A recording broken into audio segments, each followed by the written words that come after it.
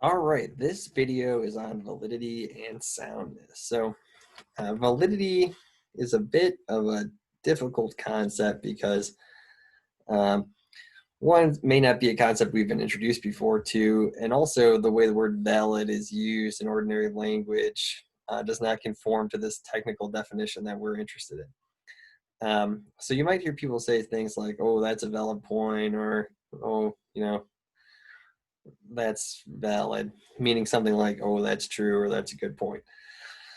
For our purposes, it's very important to understand that valid does not mean true conclusion. A valid argument does not necessarily have a true conclusion. So that's the first thing we need to try to just get down. I think it's very common to think that a valid argument must have a true conclusion. It doesn't need to have a true conclusion. Remember what I was saying in the last video. In a valid argument form, if all the premises are true, the conclusion is guaranteed to be true. So if there's a false premise, there could very likely be a false conclusion. And if the conclusion of a valid argument form is false, then we know that one of the premises must be false, right? So it's good to think of validity as a kind of computer. And in fact, valid arguments are the basis of computing. But let's put that aside. Validity is like a computer in this sense.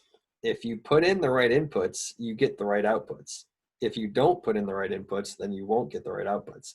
So the validity computer is like this. If you put in truth, you get out truth. If you don't put in truth, then who knows what you're going to get out. You could get a true conclusion or a false conclusion. So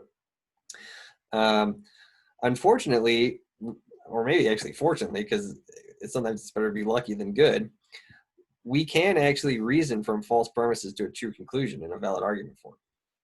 What a valid argument form never allows is reasoning from all true premises to a false conclusion. So what valid really means, for our purposes in this class, its technical definition, is something like a truth-preserving argument form. A valid argument is a truth-preserving argument form because it works like this. If you put in truth, you get out truth. So it never allows us to reason from true premises to a false conclusion. And that's why we are so interested in validity. Validity is all about argument form, which I think is what makes it a bit confusing. Typically, the content of the argument is irrelevant to whether it is valid. Validity is a yes-no issue. And it's not like an argument can be kind of valid or something like that. It either is or it isn't. And it can be determined either through a proof. You could perform a proof to prove that it's valid. You could do an intuitive test. But the point is, there are mechanical procedures that we can go through to determine whether an argument is valid or not. So whether an argument is valid is rarely something that we're going to debate. Instead, what we'll usually be wondering is whether all the premises are actually true. Because remember that we said we would use argument as a tool of inquiry.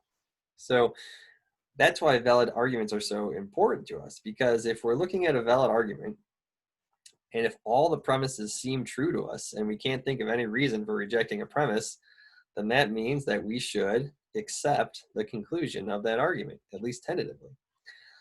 So in that sense, valid arguments can help us figure out what to believe. However, if we're looking at a valid argument and we think that there is a false premise in that argument, then we have good reason to reject the conclusion. But notice that before we even begin to ask if the premises are true or false, it's important to wonder what kind of argument is at issue and whether it is valid. Because if it's supposed to be a deductive argument and it's not valid, then it doesn't even matter if the premises are true or false, because the premises don't actually support the truth of the conclusion, right? So there's always two questions we can ask about an argument. What is the relationship between the premises and the conclusion? Are the premises actually true? If there's not a strong relationship between the premises and the conclusion, then the truth of the premises don't matter. Notice I can make an argument like this. Grass is green. Therefore, you should be a philosophy major. Notice that my premise is true, but the premise has no relationship with the conclusion. So suppose you didn't know anything about grass. It wouldn't even matter. You don't even need to go out and find out if grass is green, because you can see that whether or not grass is green is irrelevant to the conclusion. So in that case, we could say, well, it's an invalid argument. The premise doesn't support the conclusion, even if it is true, so we don't even need to investigate whether the premises are true. Okay. So again, valid does not mean true conclusion. Valid means truth-preserving argument form. Let's look at some examples.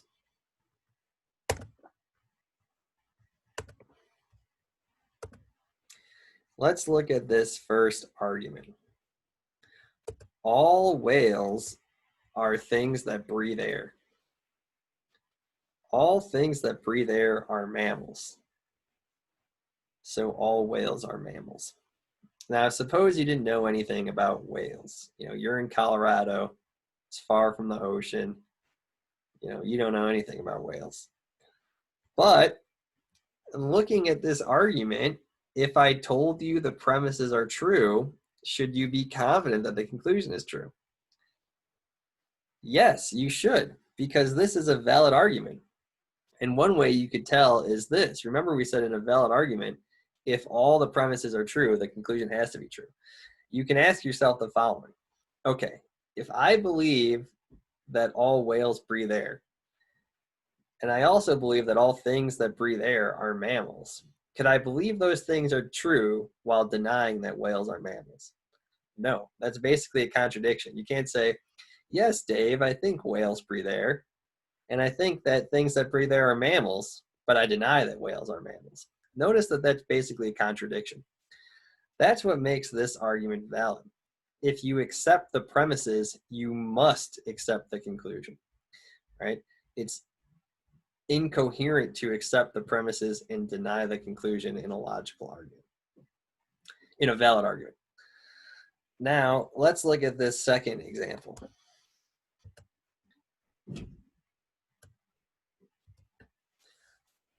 Notice that you probably don't know what widgets or doodads are or gizmos, but you don't even need to know, because validity, I have a little misprint here, because validity is not about the content of the argument. That's the point of this example. Instead, you should think like this. If I believed that all widgets are doodads, and I further believe that all doodads are gizmos, should I conclude that all widgets are gizmos? Yes, you should, right? Because you can't say, yes, I think all widgets are doodads. Yes, I think all doodads are gizmos. But no, I don't think all widgets are gizmos. That would again be an inconsistent set of propositions. So this is valid because even if we don't know what these things are, what we can say is, if these premises are true, they guarantee the truth of the conclusion. So here we can know that the argument is valid even without knowing whether the premises are true or false. We can tell it's valid just by thinking about the form. Let's look at one more example. All students are zombies. All zombies are brain eaters. So all students are brain eaters. Now, here is the question. Is this a valid argument? Well, the conclusion is clearly false, right? Presumably not all students are brain eaters. But does that mean the argument is invalid? No, it does not. Because in this case, all we have to think about is the following. If you accepted the premise that all students are zombies, and if you accepted the premise that all zombies are brain eaters, should you thereby believe that all students are brain eaters? Yes. If you accepted the premises, you should accept the conclusion. That's what makes the argument valid. Now, in this case, there is clearly a false premise. Premise one is clearly false, right? As far as I know, not all students are zombies. And because it's a false premise, we have a false conclusion. But that doesn't mean the argument isn't valid. The argument is valid for this reason. If you accepted the premises, you would have to accept the conclusion. Since you don't accept one premise, you should not accept the conclusion. So Again, here is a valid argument with a false conclusion. It's valid because it's in a valid form. It has a false conclusion because it has a false premise. So what is the form that all three of these arguments share? It's this.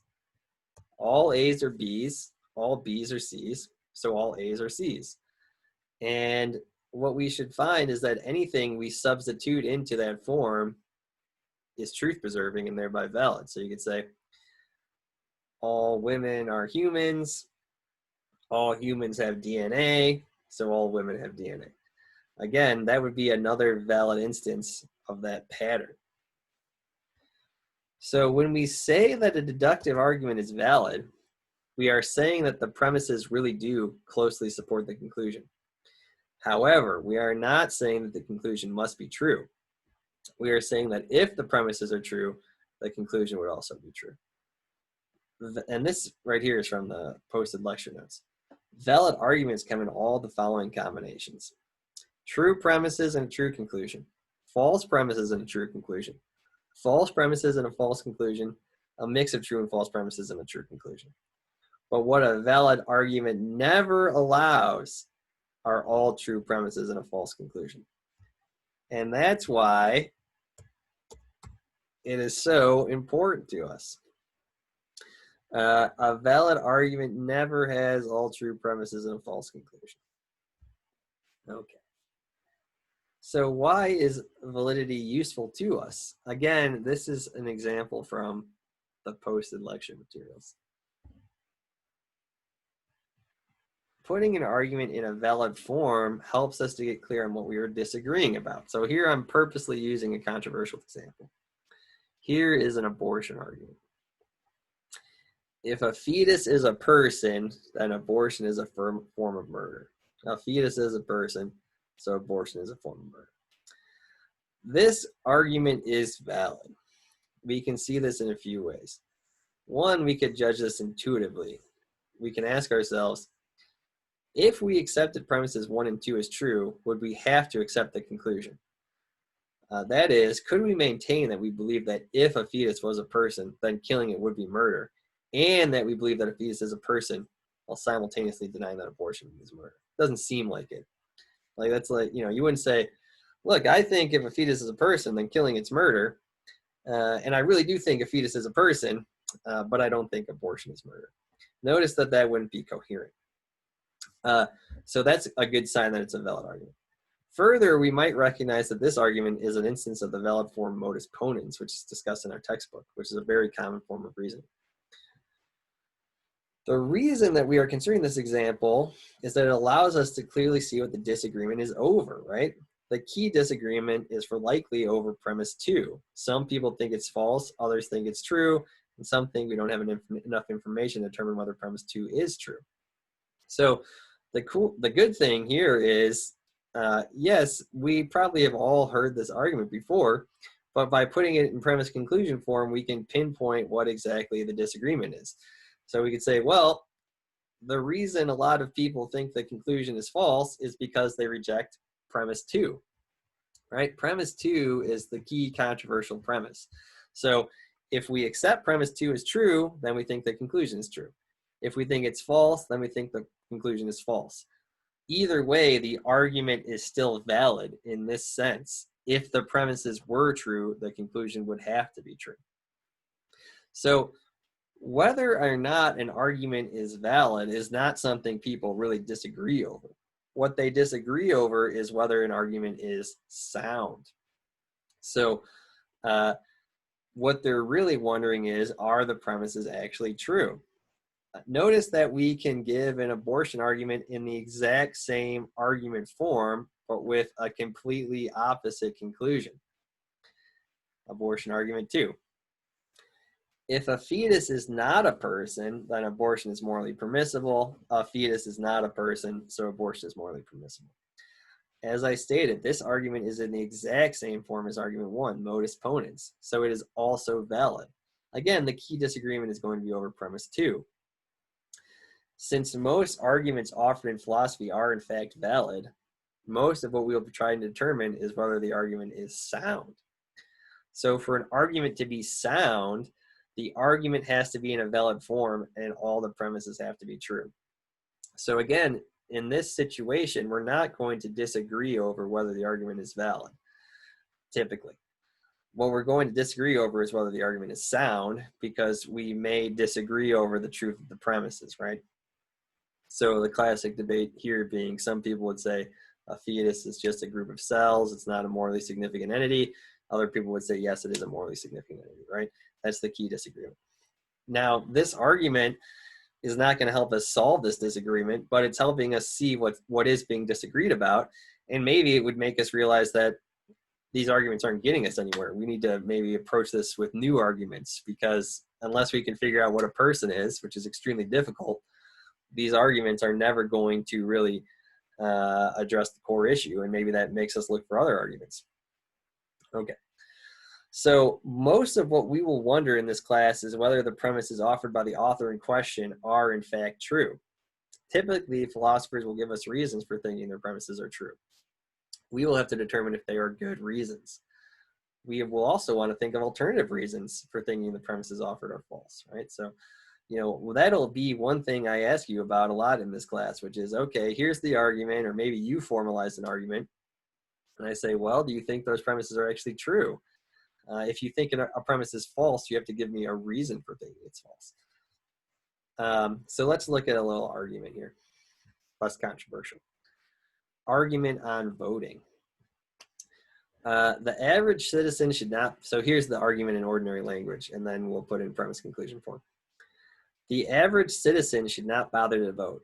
In the history of the country, an election has never been decided by one vote. If an election has never been decided by one vote, then your vote doesn't matter. And if your vote does not matter, voting is a waste of time. Therefore, don't bother going to the polling place. Okay, so let's put this argument in premise conclusion form. Here's what I take to be the main premises. An election has never been decided by one vote. If one vote has never determined an election, your individual vote is unimportant. If your vote is unimportant, then there is no reason to vote. Conclusion, there is no reason to vote. Now, this is a valid argument. As we learn more about arguments, you'll see that this is in multiple modus ponens form. So it's valid. That's not a question. What we want to ask ourselves is whether the argument is sound. That is, do we think all the premises are true? If we think all the premises are true, then we have no reason to vote.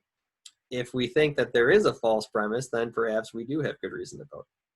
So we'd want to think about what premise we might think is false. So is it really true that an election has never been decided by one vote? Well, we'd have to do a bunch of investigating to figure that out.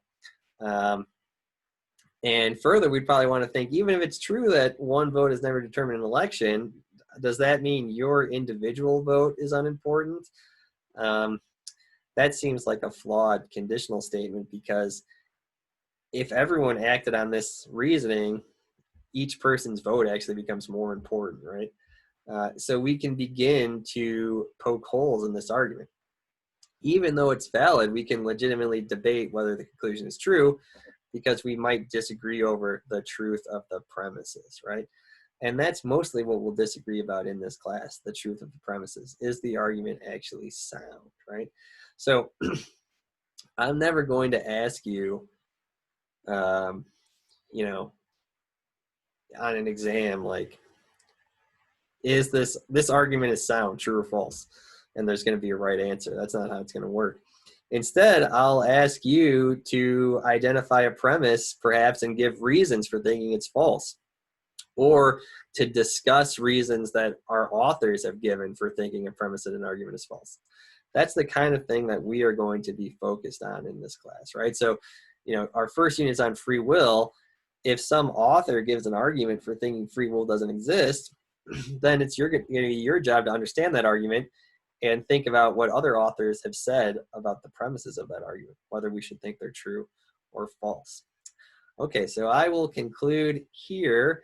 I'm sure there's a lot of questions on validity and soundness. Be sure to do the exercise on putting arguments in premise conclusion form. I think that'll help a lot solidifying these concepts.